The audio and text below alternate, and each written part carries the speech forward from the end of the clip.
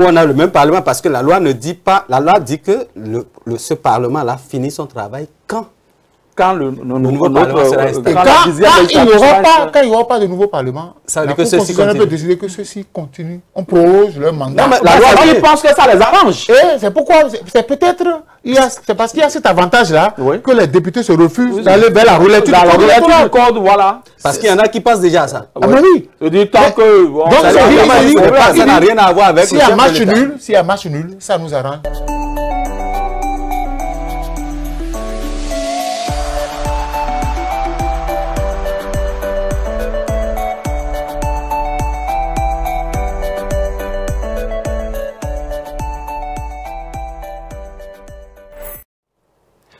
À 6 mois de la date butoir des dépôts de candidature pour les élections présidentielles, rien ne semble poindre à l'horizon.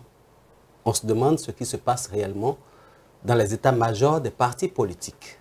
Jusque-là, rien. Approchez les états-majors, on vous dira, nous réfléchissons. Mais il y a une crainte qui se pose. Ce sont les duos que les différents partis politiques vont présenter pour ces élections. Ces duos font craindre même dans le rang des plus grands des partis politiques. Qu'est-ce qui ne va pas? Le système, la réforme du système partisan est-elle enrhumée? Pourquoi autant de silence dans les états-majors à moins d'un an des élections? Autant de questions qui feront l'objet de ce numéro de votre émission Free Speech, la parole libre, avec nos traditionnels chroniqueurs. Je voudrais citer Moïse Soudé. Moïse, bonjour. Bonjour à vous, Valentin. Bonjour à toutes et à tous. Et bonjour à Landry. Voilà, de l'autre côté, Landry Ouetton. Landry, bonjour. Bonjour Valentin, bonjour à Alphonse Moïse Soudé, bonjour à tous ceux qui nous suivent. Tant que le débat restera ouvert, nous serons toujours là pour en parler. Nous sommes suivis à travers le monde sur les 5 continents parce que c'est un média en ligne. Mesdames et messieurs, bonjour et bienvenue dans cette émission, donc Free Speech. Moïse Soudé, lorsqu'on jette un regard dans le comportement des partis politiques, vous, en tant qu'analyste politique, qu'est-ce que vous voyez poindre à l'horizon? Le silence que nous observons depuis un certain temps par rapport à l'élection présidentielle de 2026 fait peser sur notre démocratie des soupçons. Je dis, même au sein des partis politiques, le débat ne se mène pas. Même dans les cercles fermés, le débat ne se mène pas. Et je crois que je ne sais pas si cela ressort d'une certaine stratégie ou bien on ne s'est pas encore entendu. Parce que tel que ça se passe, on a dit les duos sont portés par les partis politiques. Et Dieu seul sait que dans les partis politiques, notamment les 3 qui sont représentés à l'Assemblée nationale, la FCBE qui a des élus, Dieu sait qu'au sein de ces partis, qu'il y a des compétences capables de succéder au président Patrice Talon. Mais depuis un certain temps, quand vous suivez les discours, il y a des gens de la mouvance qui sont d'accord avec le débat que suscite l'opposition, à savoir la relecture du code électoral. Sinon, si on ne relit pas le code électoral, nous risquons d'avoir des problèmes. Mais au même moment, dans la mouvance, il y a certaines personnalités politiques qui estiment que la parole du chef de l'État, c'est la parole de l'Évangile, on ne peut pas douter. Donc, ils attendent juste que le président de la République leur indique le duo de la mouvance. Mais moi, le président de la République manque de quel parti politique? Moi, je ne le sais pas. Je sais qu'il est le géniteur des 2 partis politiques. Et il a été clair. Vous avez vu ces derniers temps, cette interview accordée à la télévision nationale dans laquelle il disait que pas de débat au sein des partis politiques pour le moment. Parce que cela pourrait entraver qu'on appelle l'action du gouvernement. Donc il faut attendre 6 mois. Mais est-ce que dans 6 mois, on est sûr qu'on va trouver un candidat qui pourra faire l'unanimité au sein des partis? Parce que moi je dis, il faut que les Béninois tirent le son du passé. Et le passé récent, c'est la succession du président Boni Yayi. Il faut remarquer que le Dauphinat ne marche pas chez nous. La succession du président Talon, bien sûr. Non, la succession du président Boni Yayi. Okay. Dans le FCBE, il y avait d'autres velléités. Ouais. Le président a préféré parachuter un candidat. Nous avons vu la suite. Et je dis, il ne faudrait pas que le président Patrice Talon tente de faire le même jeu. Parce qu'aujourd'hui, le silence que nous observons au niveau des hommes politiques, ce n'est pas une docilité. Ce n'est pas une docilité. J'ai vu déjà certains faire leur sortie pour contester, pour être d'accord avec ce que les autres demandent. Parce que quand vous êtes dans un système politique, on a vu des intellectuels, on a vu des vétérans de la politique, on a vu des cadres qui réclament la relecture du code électoral. moi, je ne sais pas ce qui empêche les 109 députés. Parce que ne pas vouloir réviser le code et dire que le chef de l'État ne veut pas de la relecture du code, c'est comme si, en tant qu'homme politique, ils n'ont pas de volonté politique. Ils ne respirent pas et ne respirent que par les dires du chef de l'État. Le chef de l'État, il est en train de partir. Et il ne sera pas responsable parce qu'il nous dira par la suite, ce n'est pas moi qui élabore les lois. Les lois sont élaborées par les députés. Et je n'ai jamais empêché les députés de relire le code. Et il faut que les députés prennent leurs responsabilités. Je dis et je répète, certains ne sont pas d'accord, mais je crains que l'Assemblée nationale, en 2026, ne soit renouvelée à 95%. Ceux qui pensent qu'ils peuvent maintenir leur siège, ils se trompent. Parce qu'aujourd'hui, ils n'ont pas la certitude qu'ils auront leur nom sur la liste pour le dépôt de candidature. Voilà, Landry Breton, vous étiez en train donc de discuter en off du comportement des partis politiques. Landry Breton, les partis politiques jusque-là n'arrivent pas à nous donner une image, n'est-ce pas, de ceux qui vont gérer ce pays. Non, je crois que, comme le dirait l'autre, excusez-moi du peu de le dire comme ça, la comédie qui dure, ça ne fait pas rire. J'ai l'impression que ces hommes et femmes qui ont été choisis pour légiférer au nom du peuple ne tiennent pas compte forcément des aspirations de ce peuple, qui trouve que il y a comment dirais-je, il y a des écueils au niveau de ce code électoral. Parce que dans l'ensemble, lorsqu'on prend la machine même pour ces élections qui doit opérer ces élections dans notre pays, il faut pouvoir situer les responsabilités sur chaque segment. Aujourd'hui, nous avons les électeurs qui n'attendent que les élections certainement pour agir. Mais il y a ceux qui sont éligibles. Il y a ceux qui doivent porter la voix d'un certain nombre de gens. Et donc, lorsqu'on constate ce silence au sein des partis politiques, on espère bien que ce n'est pas, comment dirais-je, un silence qui couvre quelque chose qui ne sera pas agréable.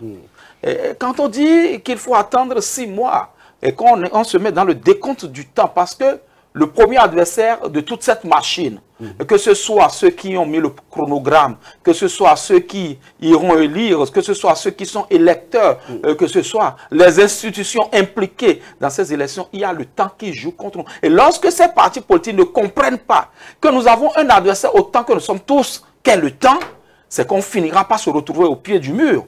Et quel sera le comportement de chacun de nous? D'une façon ou d'une autre, je crois que lorsqu'on rentre dans la profondeur même du débat, il faut poser le problème, poser le diagnostic et tenter de maîtriser les paradigmes qui doivent nous amener. Parce que l'objectif final, c'est quoi? C'est pouvoir faire des élections inclusives et apaisées et qui puissent être grandir, des moments de liesse, des moments qui puissent grandir réellement notre démocratie. Je crois que l'objectif principal est à ce niveau. L'objectif, ce n'est pas de savoir qui est élu, qui ne sera pas élu. Non, là, n'est pas notre problème. Là n'est pas non plus le problème du peuple. Le peuple veut qu'on ait des outils qui puissent nous permettre d'aller aux élections et que, comme d'habitude, qu'on puisse avoir des élections où c'est des moments de liesse, des moments de festivité. Et donc, pour moi, il faudra reposer le problème autrement.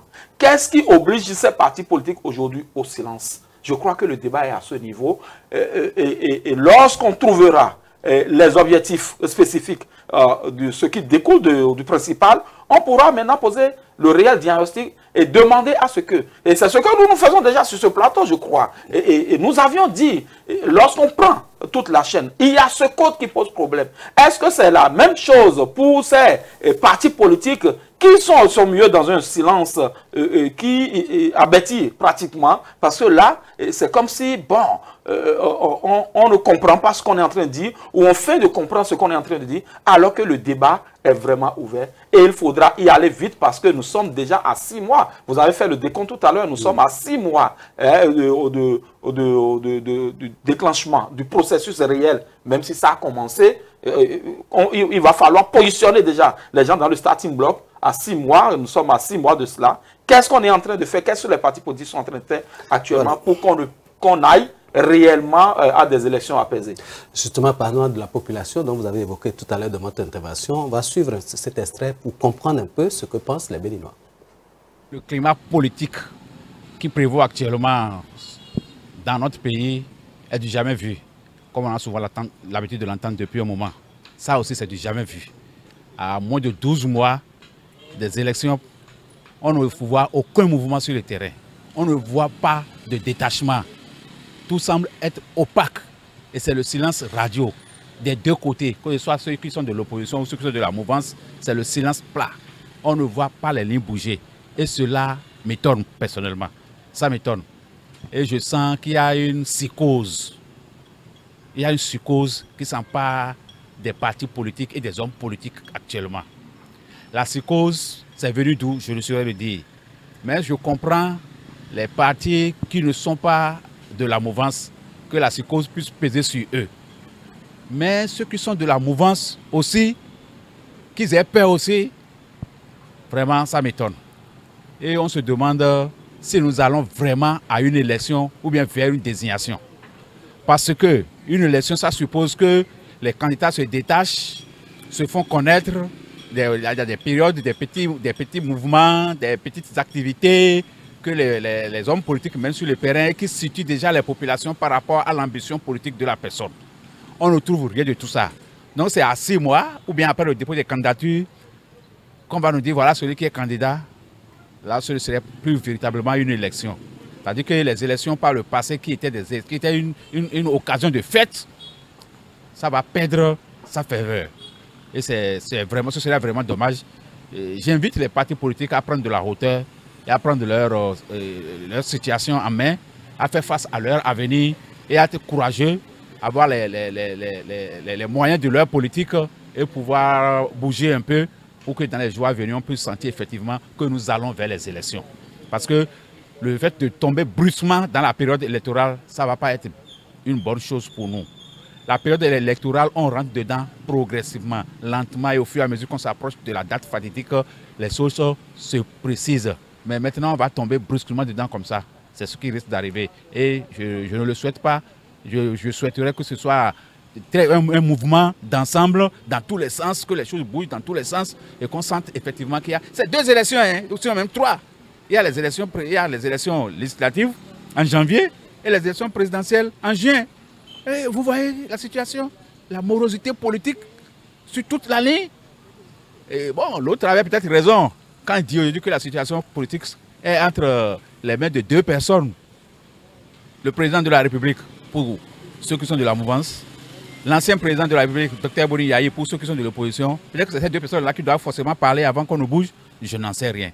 Mais ce n'est pas une situation à laquelle nous sommes habitués. Ce que nous vivons aujourd'hui, on n'est pas du tout habitué à ça. Moi, personnellement, j'ai vu passer plusieurs élections et je n'ai jamais vu ça. Et lors de la dernière sortie du président de la République, son Excellence Patrice Talon, il a laissé entendre qu'il peut y avoir le même candidat que Yayi. Moi, je trouve que ça ne peut pas se passer. Dans le contexte actuel, après 10 ans de pouvoir, Yayi et le président Yayi et le président Talon vont accorder leur violon pour supporter un candidat pour les élections de 2026 là. Ça peut être après 2026. Même pour les élections de je ne pense pas ça. Mais ce qui fait que on peut, je disais tantôt que je comprends la peur des partis qui ne sont pas de la mouvance, c'est peut-être parce qu'ils se disent bon, quand nous allons désigner un candidat maintenant, le temps que le candidat ne se prépare, on va le griller. Par un moyen ou un autre. Il sera grillé même avant que les dossiers ne soient acceptés. Donc ça peut amener les gens à vouloir attendre les dernières minutes ou bien le jour même du dépôt de candidature pour révéler leur candidat. Tu vois, ça peut être aussi une tactique pour échapper. Mais n'empêche quand même qu'on doit forcément avoir des candidats pour les élections présidentielles.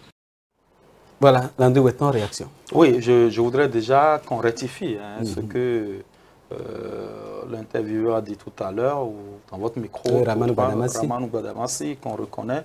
Et il a dit les élections présidentielles ou l'élection présidentielle aura lieu en juin, ce n'est pas en juin. Pour ceux qui nous suivent, c'est bel et bien selon le chronogramme que la Sénat nous a présenté le mardi dernier. C'est bien le 12 avril. Le premier tour et le second tour sera pour le 10 mai. En respectant le chronogramme, les élections le communal, municipal, législatif, je crois, auront lieu le 11 janvier. Et cela me pose aussi un problème. Je crois que peut-être on va peut-être y revenir tout à l'heure parce que nous serons dans la faveur de la célébration du 10 janvier. Voilà. Bref, lorsqu'on écoute celui qui a parlé, Ramanou Gbadamansi, il a ses inquiétudes. Et ces inquiétudes sont partagées par la plupart de ceux qui ont à cœur le bon déroulement de ces élections. Déjà, revenons sur un aspect, hein, il parle d'absence de courage des partis politiques. Oui, forcément, on l'a toujours dit ici. Et moi, je vous ai dit sur ce plateau que cette histoire de primaire posera un problème. Parce que le leadership ne se décrète pas, le leadership se constate. Avions-nous fabriqué... Est-ce qu'ils ont fabriqué, parce que ce n'est pas moi, est-ce qu'ils ont fabriqué des leaders au sein de ces ensembles politiques pour qu'aujourd'hui nous ayons de la facilité à faire un choix en primaire pour sortir un duo accepté par tout le monde. Donc moi j'ai dit, le courage c'est aussi ça déjà. Et qui, on l'a dit ici, et l'autre là nous a relayé cela, qui parmi eux peut avoir le courage de lever le doigt pour dire, moi je suis candidat. On va se cacher sous la discipline de groupe, les partis. Mais lorsqu'on se retrouve dans tout cela, on se pose la question de savoir qu'est devenu le système partisan. Ce système partisan n'est pas seulement pour créer, mais c'est pour permettre à ce qu'il y ait une saine émulation au sein de ces partis politiques, que le débat soit ouvert et que chacun puisse dire ce qu'il pense. Est-ce que c'est cela qui est en train de faire partie, Maître Adrien Mbedi, de cet ensemble UPR? Est-ce que c'est ça qui fait qu'aujourd'hui, d'autres membres du BR sont en train je ne vais pas dire cracher dans la soupe,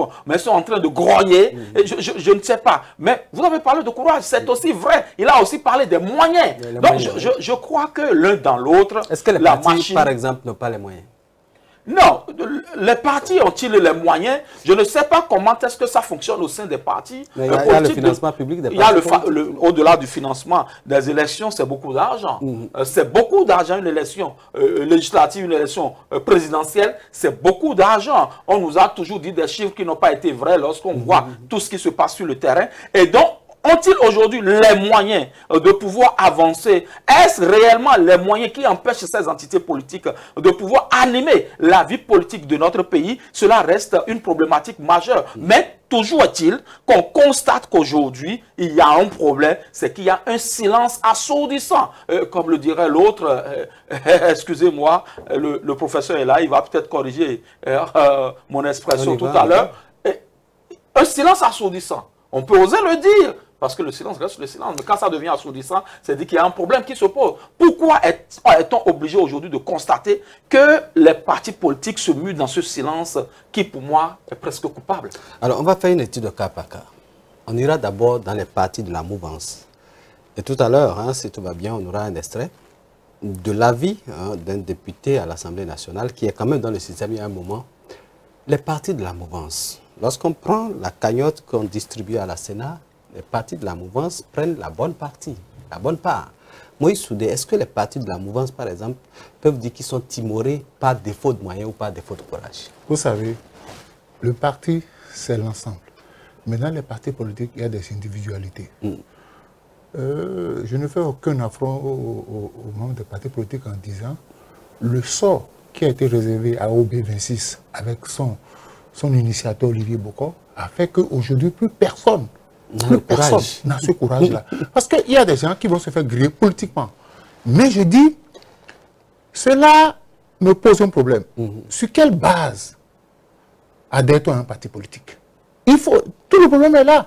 Si on va dans un parti politique par conviction, c'est-à-dire qu'on veut se battre pour le développement ou l'épanouissement d'une nation, on se donne les armes. Et je dis, il peut y avoir dans tous les partis politiques de la mouvance des Mbedi. C'est une affaire de conviction. Ce que les gens disent là, est-ce que c'est faux? Est-ce que le code électoral ne pose pas problème? Est-ce que les lois électorales ne posent pas problème? Est-ce qu'il n'est pas temps qu'on se lève ensemble? Parce qu'on ne construit pas, il ne faut pas légiférer pour le présent. On légifère pour le futur. Et quand vous avez doté votre pays d'un certain nombre de lois que vous avez déjà expérimentées et qu'il y a un problème, le bon sens demande qu'on s'asseye pour y réfléchir. Mais aujourd'hui, il y a ces personnes dans les partis politiques. Écoutez, vous avez vu la sortie du professeur Tokpanou. Il a commencé par mettre les pieds dans les plats. Il faudrait que les intellectuels éclairés qui se trouvent dans les partis de la mouvance puissent défendre leur titre. On n'est pas intellectuel. Est-ce que les partis politiques ont un programme de campagne pour leurs candidats? Mais écoutez, le problème c'est quoi? On peut les obliger au silence. Parce qu'actuellement, en 2020... La réalité c'est quoi? On peut les obliger au silence. Mais on ne peut pas les obliger à aller sur le terrain pour faire campagne pour un candidat qui n'apprécie pas. C'est ça la réalité. On peut leur imposer, on peut leur désigner un candidat. Mais sur le terrain, on a déjà vu ça plusieurs fois. Ils vont faire de la contre-campagne. Et ça va faire flop. Donc je voudrais qu'on donne la possibilité à ceux qui peuvent se prononcer, ceux qui peuvent parler, parce qu'il ne sert à rien d'être timoré, il ne sert à rien. On ne va pas sur le terrain politique pour avoir peur. On va sur le terrain politique pour faire des propositions concrètes. J'ai suivi déjà Maître Adjé, j'ai suivi, qu'on appelle le professeur Tokpanou, j'ai suivi un certain conseiller Atikou. Voilà des gens déjà qui ont commencé par annoncer les couleurs. Les premiers bénéficiaires, ce sont les hommes politiques, ce n'est pas le parti, parce que le parti fera ce qu'il peut faire. Et que je crains aussi qu'ils vous souviennent qu'il y a des gens que c'est à la Sénat qu'ils ont découvert la liste de ceux qui doivent participer aux élections législatives. Et ça va leur arriver. S'ils se taisent jusqu'à ce qu'on ait déposé la liste, ils ne vont pas connaître ceux qui sont sur la liste. Donc aujourd'hui, il faut que les lois qui sont corrigibles, qui militent pour qu'on les corrige. Parce qu'il ne faut pas qu'ils pensent que bon, ces lois-là vont arranger la mouvance et vont desservir l'opposition. Ce n'est pas vrai. Ce n'est pas vrai. Ça peut aussi les desservir. Donc il faudrait qu'on trouve le juste milieu. Qu'est-ce qui aujourd'hui peut améliorer notre vivre ensemble? Depuis des mois, depuis des années, les gens en parlent. Au lendemain des élections de 2023, les gens en parlent déjà. Quand on a corrigé le code, on a adopté le nouveau code, les voix se sont élevées pour dire telles que les choses sont aujourd'hui, ça pose problème. On parle d'accord de gouvernance. On a corrigé, on a aggravé. On a aggravé. Donc aujourd'hui, tout le monde s'est rendu compte que, attention, ça peut poser problème, mais on fait la politique de l'autruche. On se cache pour ne pas aborder la question. Code, les partis politiques, normalement, sont des entités indépendantes. Non. Capables de faire un travail. Vous avez vu, quand je prends le cas de certaines personnalités des partis politiques, quand ils ont parlé, qu'est-ce qu'on leur a appliqué? On a dit la discipline de groupe, ils n'ont pas respecté la discipline de groupe, on les a sanctionnés. Donc on utilise la discipline de groupe comme un épouvantail pour empêcher les bons esprits de s'exprimer. Jusqu'à quand on va utiliser ça? Parce que si vous empêchez les gens de parler, dans leurs actes, vous allez comprendre après. J'ai dit et je répète, nous avons vu ici, quand Boni Yayi a imposé le candidat Zinsou, nous avons vu l'honorable Badamassi qui au départ a accompagné Zinsou, mais par la suite a changé de camp. À un moment donné, il a dit maintenant, à dire que pourra, je joue mon avenir politique. Et c'est ce qui va arriver. Qu'on ne pense pas qu'on a la même mise sur tous les hommes politiques, des partis politiques de la mouvance. À un moment donné, les gens vont mettre le pied dans le plat, quitte à eux de ne pas être positionnés. Mais demain, l'histoire dira qu'à un moment donné, X, Y, ils ont réagi. Mais se taire, ce n'est pas bon. Ce n'est pas bon. Il ne faut pas après pleurer sur le lait renversé. On connaît ça. On s'est fait ça au pays. Hein. Mais au moment où on vous a donné la possibilité, quand j'entends un député dire la parole du chef de l'État, c'est la parole de l'Évangile. J'ai dit, mais qu'est-ce qu'il allait chercher en politique? Quelqu'un a dit hier, si on dit d'aller à gauche, on irait à gauche. Et si on dit il se rejoigne. Et puis là, on lui a dit d'aller devant, il a refusé. Bon, la politique, c'est qu'il faut soi-même affirmer ses convictions. Ouais. Il faut soi-même afficher sa volonté. On ne vient pas en politique pour toujours accompagner les autres. On a envie soi-même de se mettre au devant de la scène pour exprimer sa politique. Parce que quand vous êtes là et que vous devenez un suiviste, vous êtes sans volonté, vous êtes manipulable, vous êtes taillaba et Koveyaba, merci. Ça pose un problème pour l'avenir des partis politiques. Parce que quand le chef de l'État ne sera plus là, je crains que nous ayons le même sort que UBF, FCB, et que les partis de la mouvement disparaissent pour aller grossir le rang de ceux qui vont prendre le pouvoir. Voilà, Landry Weton, avant que je ne vous donne la parole, hein, on va suivre un honorable député, Benoît Degla, qui entre-temps a semblé donner raison à Moïse Soudé dans son appréciation du choix du candidat. On va suivre tout de suite, hein, Benoît Degla pour plus de précision. Quand on a accepté des sacrifices pour en arriver là aujourd'hui, parce que le chemin fut très long, il n'est pas normal que ceux qui se prétendent être de mon parti soient ceux-là qui tentent, à travers leurs propos, de détruire qui que ce soit. Nous sommes à l'heure de l'union, à l'heure de la richesse, de la cohésion, pour que sereinement le chef de l'État puisse nous indiquer qui il faut. Je ne sais pas si ceux-là qui sont dans cette position-là s'imaginent un peu ce que ça peut être. La débâcle qu'il crée au sein de la mouvance. Parce que ça perturbe énormément. Quoi qu'on dise, ceux qu'on critique aujourd'hui, ceux qu'on livre à la mendigue populaire, sont de grands hommes qui ont fait leur travail d'une façon ou d'une autre. Les lois incriminées sont ces lois-là qui permettent d'évoluer. Ce sont ces lois-là qui nous ont permis d'organiser des élections. Voilà, vous l'avez entendu, Landry Weton, nous attendons le candidat que le chef de l'État va choisir. Quel est le rôle des partis politiques si on est dans un tel raisonnement? Oui, si on est dans un tel raisonnement, je ne voudrais pas, comment dirais-je, je voudrais apporter de l'eau au moulin de celui-là qui, aujourd'hui, a quand même traîné ses bosses un peu partout dans la politique, dans notre pays, ministre, ancien ministre, député et tout. Et il a beaucoup fait pour le pays et nous lui disons merci. Et quand ces gens continuent d'éclairer le peuple, je crois que c'est de bon augure. Et pour moi, ce qu'il a dit, je voudrais mettre juste à côté, dans un parallélisme de forme, dire, les démocrates vous diront aussi qu'ils attendent le mot d'ordre de Boni Yayi pour sortir le duo.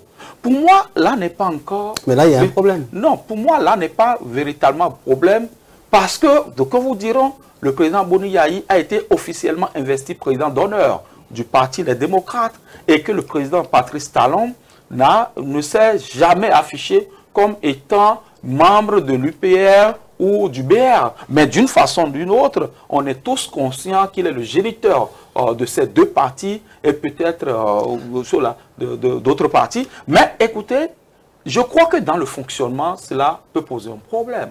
Parce que lorsqu'on voit tous les cadres que nous avons aujourd'hui au sein de ces partis politiques, de la mouvance, que l'on vienne nous dire qu'on attend le mot d'ordre du chef de l'État. Quel est le débat qui se mène à l'interne pour faire des propositions au chef de l'État? Ou bien il n'y a pas de débat à l'interne et que cela viendra comme un cheveu sur la soupe? Je n'en sais rien du tout. Je ne suis pas dans le secret des décisions au niveau de ces partis politiques. Mais je crois que cette façon même de larguer cette information pose problème. Et nous allons nous concerter avec le chef de l'État pour sortir notre duo. Cela est encore un peu plus intelligent et cela donnera un peu moins de comment dirais-je, de dépendance. De dépendance. Et donc, lorsqu'on dit comme ça, c'est comme si nous, on ne peut rien faire, ce n'est pas nous qui décidons. Mais il a dit clairement ce qui se passe. En fait.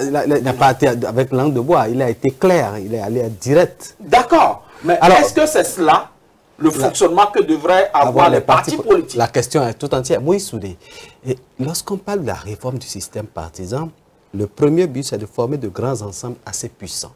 Oui.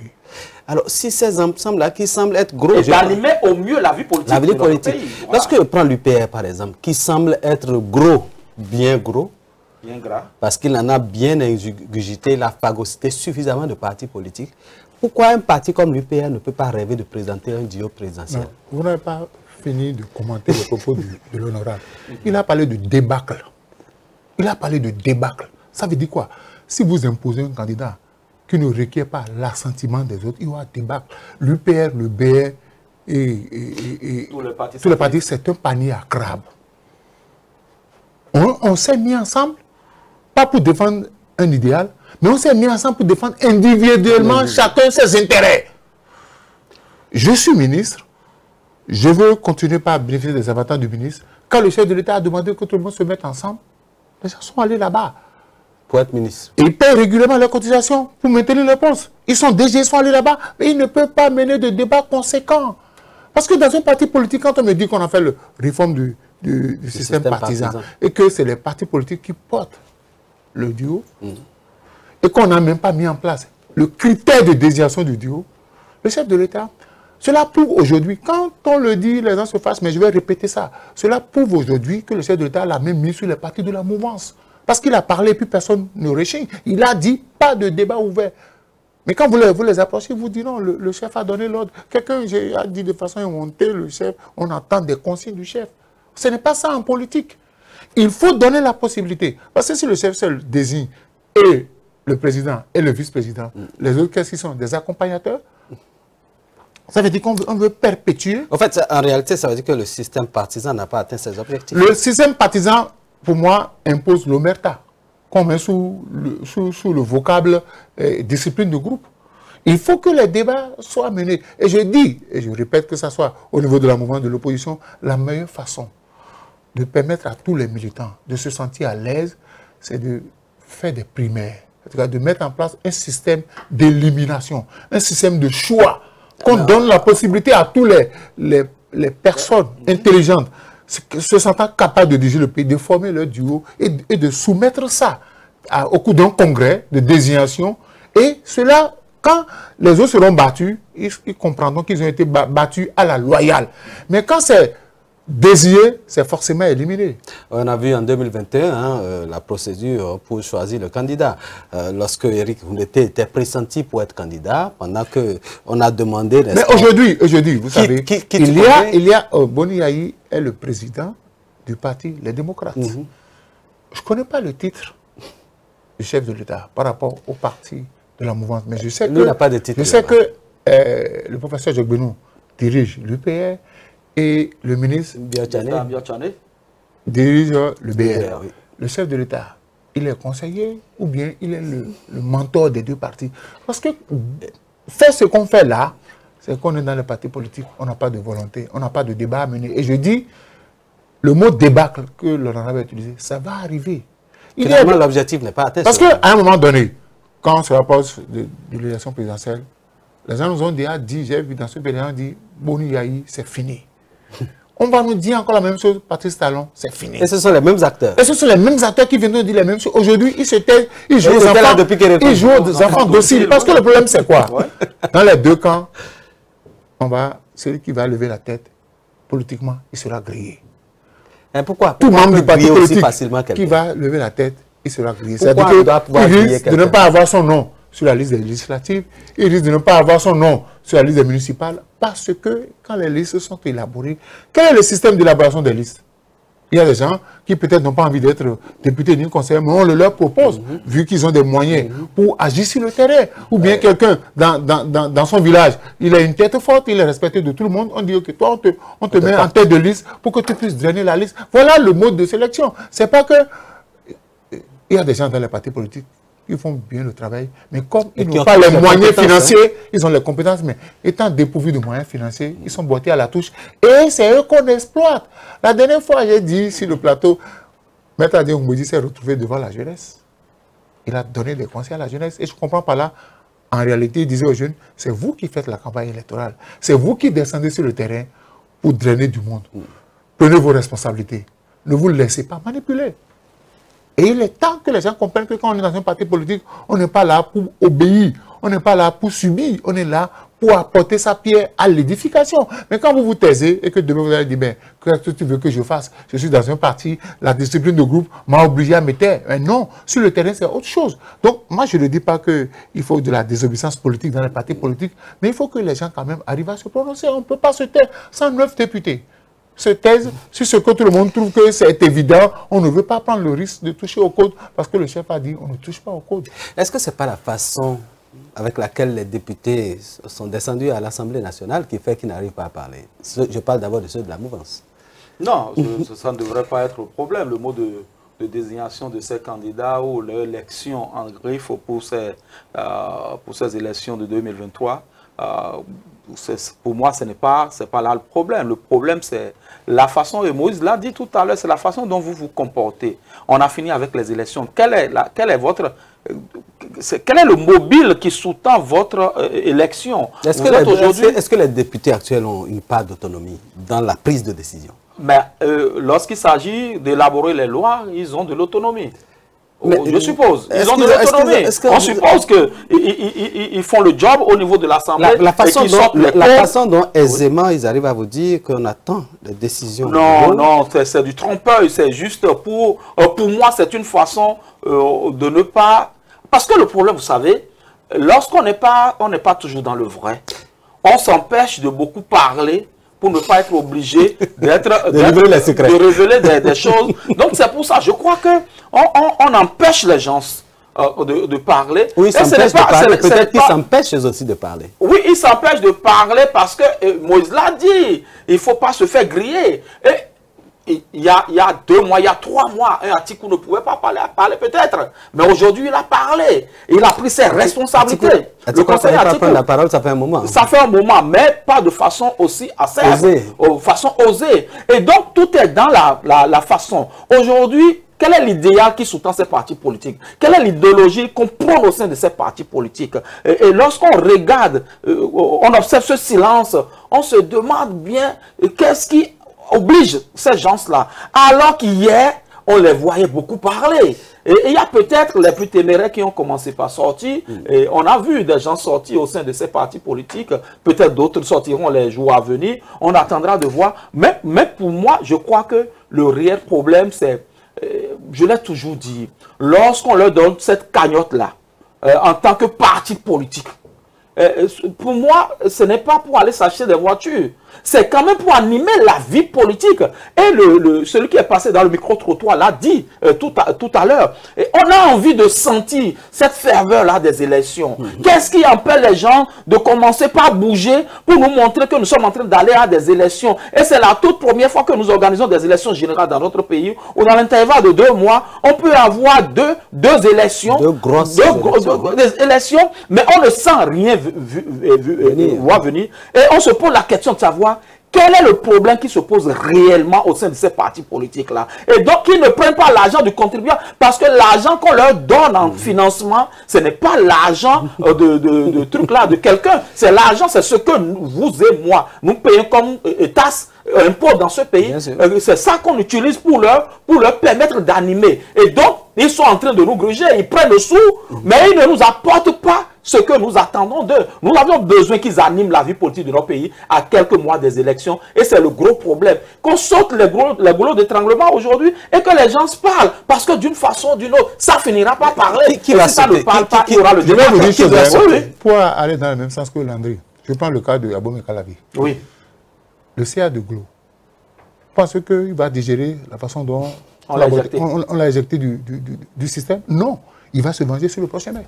Donc, déjà, voilà un candidat qui va faire de la contre-campagne si le mec devait revenir. Tu as le maintien dans le système. Il n'a pas besoin d'être dans le système. Il y a des objecteurs de conscience qui n'ont pas besoin d'être prise de décision. Oui, ils n'ont pas besoin d'être membres d'un parti politique. C'est des objecteurs de conscience. Ils sont des leaders.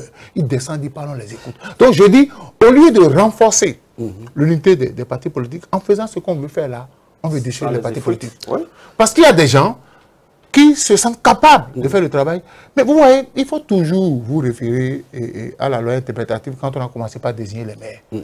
Dans certaines communes, c'était ceux qui étaient souhaités, ceux qu'on a souhaité être maires, n'ont pas été élus. Absolument. Parce que les gens ne leur reconnaissent pas une certaine compétence. Et celui qui a choisi en haut ne connaît pas la réalité. Et la réalité du terrain a commencé par s'imposer. Donc, notamment, on a fait une loi interprétative pour imposer ce qu'on avait souhaité. Ce n'est pas comme ça. Ce n'est pas l'heure de la loi qui impose.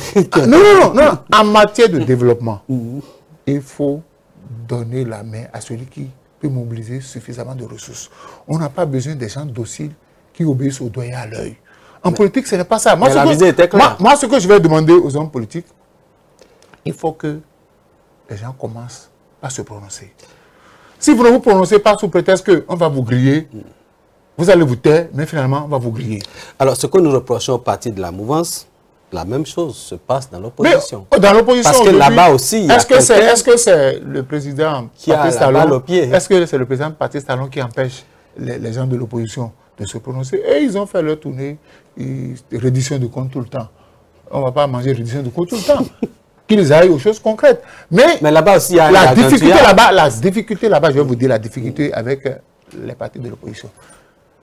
Le LD, ils ont 28 élus. Pas plus.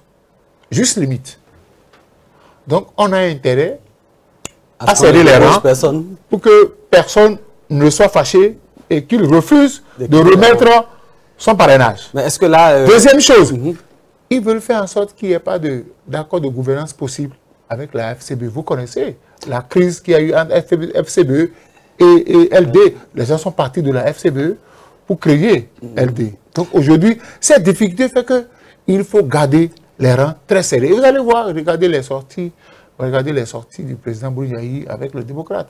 Les deux qui sont, que l'on entrevoit être président et vice-président, sont toujours là. Et le débat aujourd'hui, les querelles à l'intérieur, au sein des démocrates, la querelle s'est apaisée parce qu'eux, ils ont compris que la moindre erreur de leur part, il ne faut pas être représenté pour le présidentiel. Mais ça n'empêche pas qu'on laisse d'autres voix se lever pour dire, moi, je voudrais être candidat et se montrer. On a vu des gens, vous savez, parfois on ne prête pas attention. Il y a des gens qui ont utilisé leur titre dans la République pour parcourir des communes, pour faire de petits gestes. Une personne n'a jeté un regard là. Donc il faudrait qu'on fasse attention. Sinon, comme l'a dit, comment on appelle, la personne interviewée, les candidats ne seront plus choisis, ils seront désignés et on va obliger les gens à descendre dans leur fief pour faire forcément campagne pour ce candidat-là. Mais la réalité est autre chose. On fait, vous savez très bien que les gens font campagne la journée et d'autres la nuit passent pas derrière pour tout nettoyer. Donc moi je voudrais que ce soit au niveau de la mouvance, au niveau de l'opposition, qu'on ouvre le débat.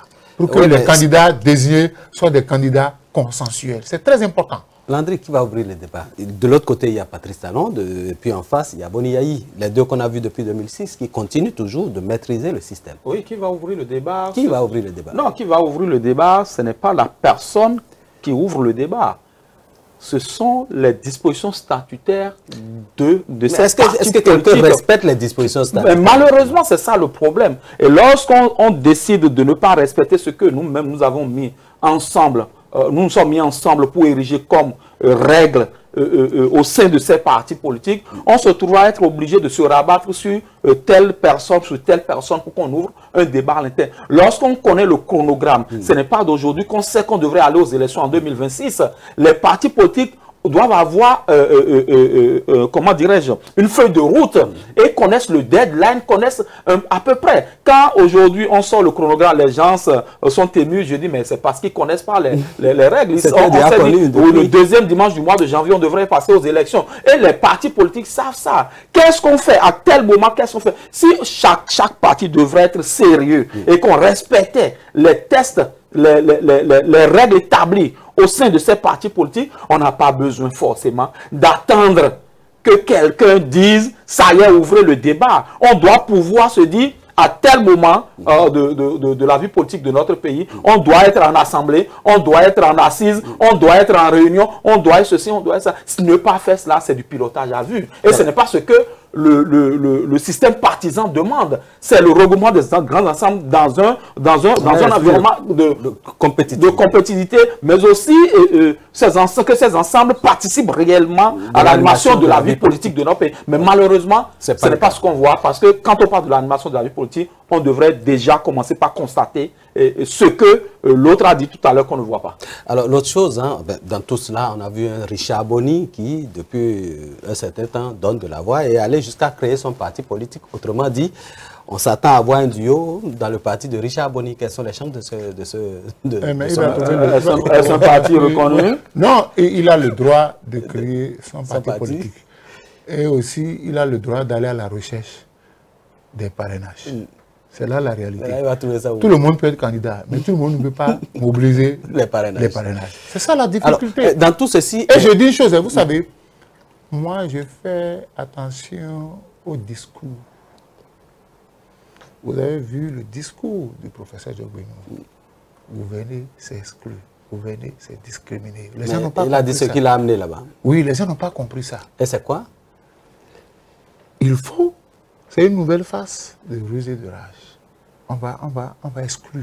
C'est-à-dire que moi, ce que je crains, c'est qu'en 2026, que nous ayons. Les gens sont en train de le dire tout bas, mais d'autres disent non, c'est faux. On est encore un parlement, c'est-à-dire bis repetita, un parlement monocolore. Je ne sais pas si la monocolarité sera... Arrange quelqu'un. Sera de la mouvance ou bien de l'opposition. Mais il je, risque dis les trois schémas qui vont se dessiner. ou bien on a un parlement complètement de la mouvance, ou bien on a un parlement complètement de l'opposition, ou on n'a pas de parlement. Ou on a le même parlement parce que la loi ne dit pas, la loi dit que ce parlement-là finit son travail quand le nouveau parlement sera installé. Quand il n'y aura pas de nouveau parlement, ça veut la dire que Cour constitutionnelle peut décider que ceux-ci continuent. On proroge leur mandat. Non, mais la loi malheureusement, ils pensent que ça les arrange. Et c'est pourquoi, c'est peut-être, c'est parce qu'il y a cet avantage-là que les députés se refusent d'aller vers la relecture du code, voilà. Parce qu'il y en a qui pensent déjà à ça. Ah mais oui. C'est-à-dire tant que... Donc, ça n'a rien à voir avec... S'il y a match nul, ça nous arrange. Nous allons continuer notre mandat. Et ça, mais c'est une possibilité. L'autre possibilité est que les 109 là ne soient pas reconduits par leurs partis respectifs et qu'il y ait de nouveaux hommes à l'Assemblée nationale. Mais c'est cette réalité-là que les gens oublient parce que parfois vous n'êtes pas là où on élabore les listes. Vous n'êtes pas là où on élabore les listes. Vous proposez des noms, mais vous ne savez pas quel nom va biffer, quel nom va garder. Donc je dis, il ne faut pas penser à soi à l'instant. Et quelqu'un a parlé du pouvoir de l'instant. Et j'ai dit la dernière fois que le pouvoir de l'instant est en train de s'effriter. Et quand le pouvoir de l'instant va s'effriter, on va se réveiller face à de nouvelles réalités. Et beaucoup vont comprendre que leur carrière politique, c'est fini. Il faut retourner les champs. C'est clair. Pour moi les députés de la 9e législature, excusez-moi du peu de le dire comme ça, ils sont dans l'illusion.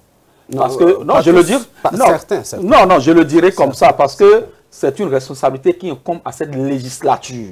C'est la 9e législature qui nous a créé ce code.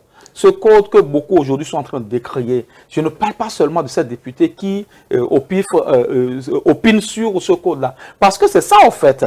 Ils sont en train de faire un calcul d'épicerie. Ils sont en train de se dire, ben, on est conscient que personne ne pourra satisfaire aux conditions. On ne pourra pas avoir les 20% exigés par ce code. Aden a dit le contraire. Il a dit qu'il est possible que ce soit le parti de l'opposition qui ait les 20%. D'une façon ou d'une autre, on sait que ça aussi c'est de la ruse.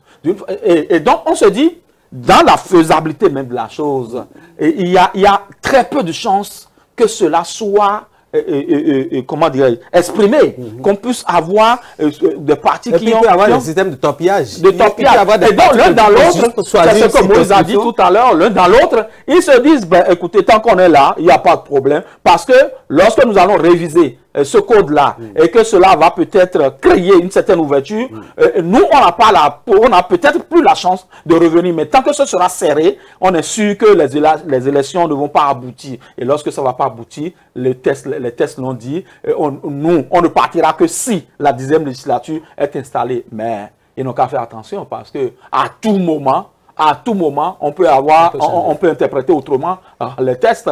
Pour ceux qui savent, ils savent. Donc, pour moi, ce n'est pas la peine. Mieux vaut ouvrir le jeu, mieux vaut aller à la relecture de ce code-là et aller aux élections, batailler dur au sein de ces partis politiques. Parce qu'il y en a au sein de ces partis politiques qui seront repositionnés. Absolument. Pour la 10e législature. Absolument. Il y en a qui ont fait du bon boulot dans leur localité, qui sont des leaders incontestés dans leur localité et qui auront la possibilité de revenir. Ceux-là se battent peut-être pour la relecture de ce code-là parce qu'ils se disent, je veux cette fois-ci être positionné parce que ce mandat, ça a été un mandat escamoté. Il faut le dire, c'est 3 ans. Moi, je ne parle pas d'être incontournable dans sa localité. Avoir d'ancrage. J'ai dit, il faut être capable de pouvoir lire une loi qu'on a votée soi-même. Il faut être capable de pouvoir faire des propositions de loi. Ce n'est pas question de je suis puissant chez moi, j'ai l'argent, c'est pas ça. On a vu ça. Ne pas être capable de lire une loi, de ne pas être capable d'expliquer aux populations la loi qu'on a votée soi-même, ce n'est pas la peine qu'on vienne s'asseoir à l'Assemblée nationale. On n'y va pas parce qu'on est riche, parce qu'on... Non. Le leader n'est pas forcément la richesse. Dans les partis politiques, il y a des gens, il y a des têtes fêlées qui n'ont jamais été positionnés parce qu'ils n'ont pas le PQ, ils n'ont pas les moyens de faire campagne sur le terrain.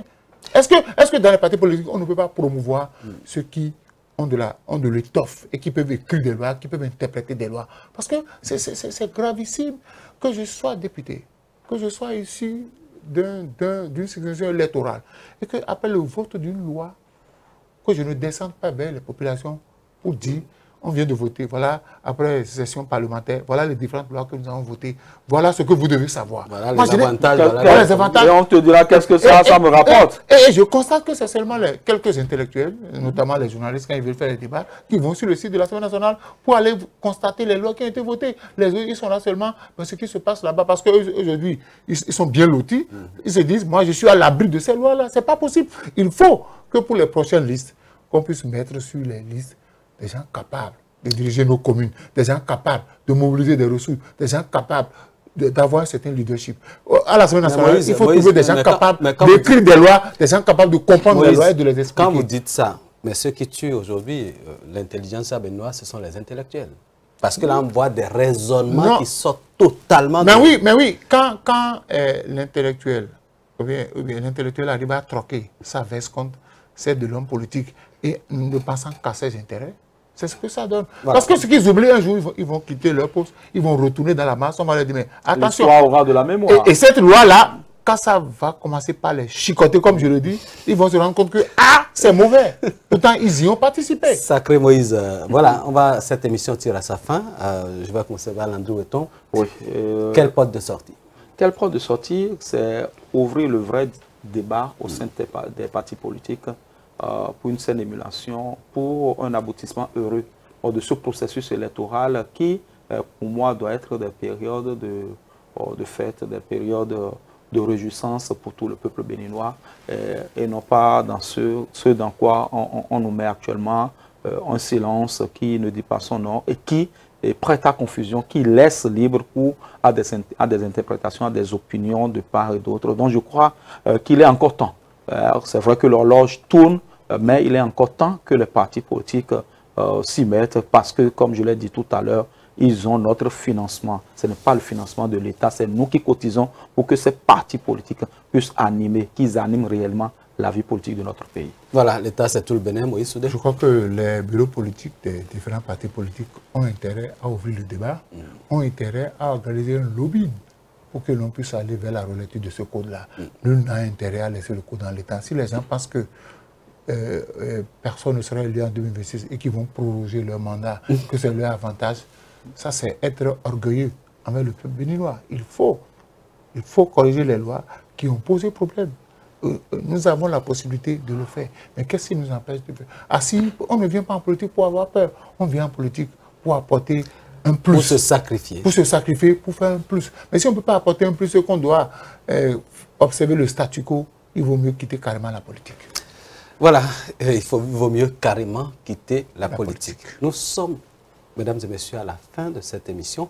Le plus important, c'est que les populations ont besoin d'informations, ont besoin de savoir qui veut prendre la destinée, les rênes de ce pays, qui veut diriger ce pays. Et pour cela, on a besoin d'informations, des programmes d'action. Et nous pensons, toute modestie mise à part, que 6 mois ne suffiraient pas pour vous présenter un programme conséquent aux Béninois. Les Béninois ont soif de savoir. Les partis politiques doivent commencer par déboulonner un peu, libérer l'information, commencer par réfléchir aux populations, ne pas rester enfermé, ne pas rester en vase clos, mais travailler pour que le Béninois sache quel choix faire pour la suite, la succession, auquel nous sommes très attachés dans notre pays. Merci à chacun et à tous d'avoir suivi cette émission. Prenez le rendez-vous pour mardi prochain, même heure, même fréquence.